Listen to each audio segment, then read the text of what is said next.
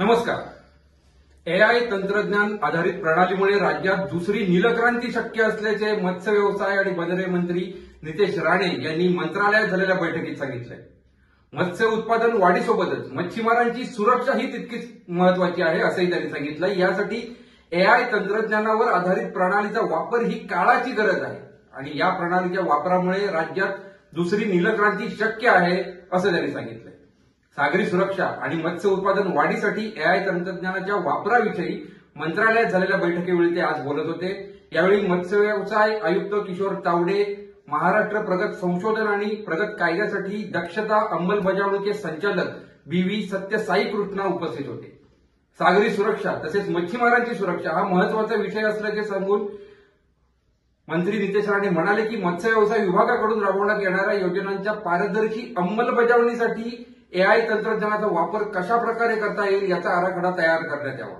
तसेच मासळीच्या उत्पादनामध्ये वाढ करणे, मच्छीमारांची सुरक्षा निश्चित करणे, मच्छीमार नोंदणी, मच्छीमारी नौका नोंदणी, गोड्या पाण्यातील मत्स्य व्यवसाय, मासळी विक्रीची व्यवस्था, त्यांची वाहतूक, आपत्तीच्या काळात राबवायची सुरक्षा आणि प्रतिसाद यंत्रणा यासाठी एआयचा वापर करावा.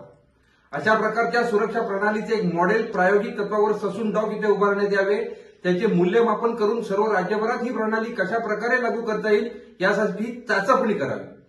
एआय तंत्रज्ञानाच्या माध्यमातून मच्छीमारांचे जीवनमान उंचावणे, त्याचबरोबर राज्याच्या मत्स्य उत्पादनात वाढ करून राज्याच्या अर्थव्यवस्थेत महत्वाचा वाटा उचलणे शक्य असल्याचेही नितेश राणे यांनी सांगितले.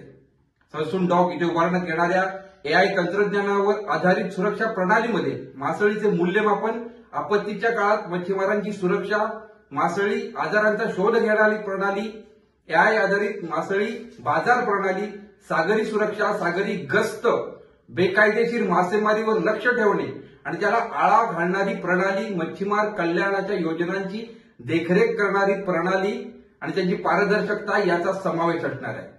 या प्रणालीच्या माध्यमातून मासळीचे उत्पादन वाढीसाठी ही मदत होऊन अधिक पारदर्शकता येणे शक्य होणार आहे असेही मंत्री नितेश राणे यांनी सांगितले.